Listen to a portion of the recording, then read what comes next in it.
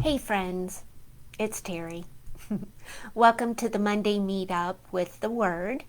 Normally I do this on my page, but tonight I wanted to do it on my profile. Um, I'm talking about uncertainty this evening because my heart is burdened for family, friends, and others who have conveyed to me their situations and the uncertainty that lies within it. Uncertainty is woven into every aspect of our life, and some of us are fine with uncertainty. Some of us tolerate it, but not a fan, and others are intolerant. The other reason I'm talking about intolerance of uncertainty is because anxiety is at an all-time high in the US. And we become intolerant of uncertainty by many paths. It can be trauma, insecurities around food, housing, financial lack, chronic illness, sorrow upon sorrow, and life-changing loss. There's uncertainty while you're waiting during a surgery, as you wait for a diagnosis, as you wait for a treatment to work. We can fear a recurrence of a dramatic or traumatic event like a car accident, a heart attack, a seizure, a panic attack.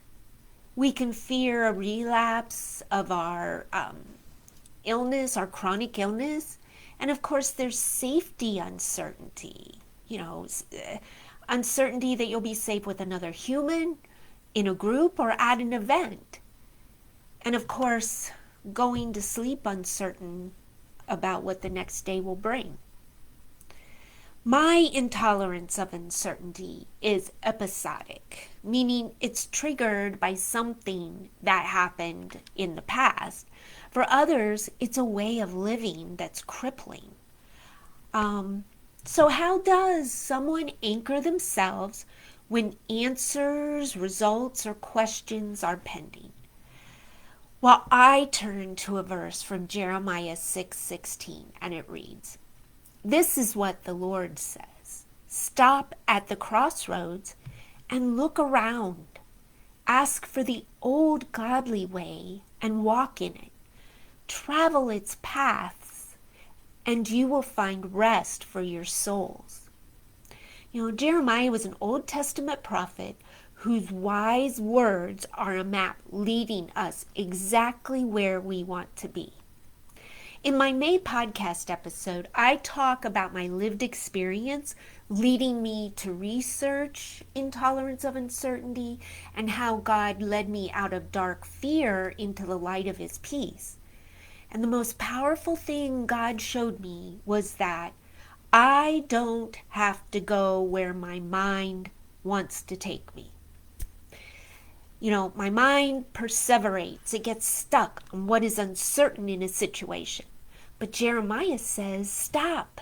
Stop at the crossroads and look around. Don't just motor through the intersection and continue on the panic, the worry, the uncertainty, the anxiety path. No, look at the alternatives. And there are alternatives. There is trust and truth and hope. And Jeremiah says, ask for directions, the godly way.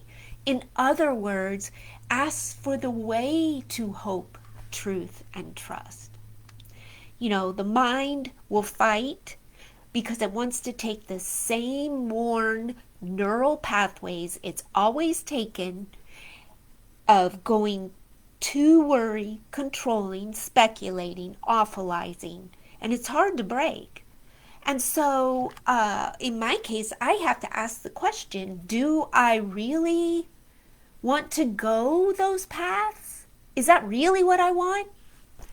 Do I want to worry and plan, or will I choose what I know for certain? That being truth and trust that God is for me and with me.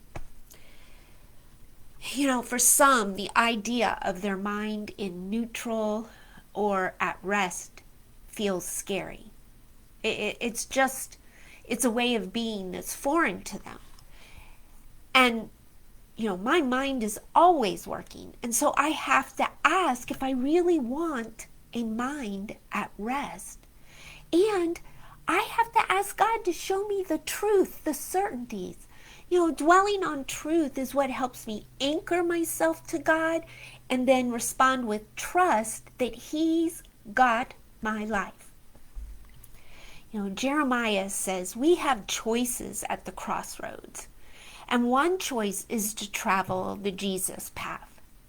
Jesus's path leads to peace and hope and trust. In Matthew 11:29, Jesus asks us to choose Him. He says, "Come to me, all who are weary and carry heavy burdens, and I will give you rest." Rest from worry and anticipating the worst.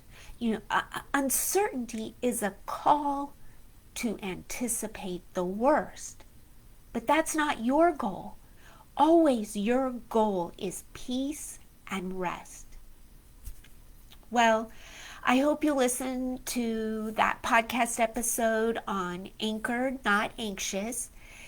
It's all about intolerance of uncertainty. And after this video, I'm going to post a bonus video that walks you through a resource I made. It's called the Anxiety Uncertainty Thought Cascade Flow Sheet. And this is a great tool to help you halt that path, that mental path, so that you can reroute to a more balanced perspective.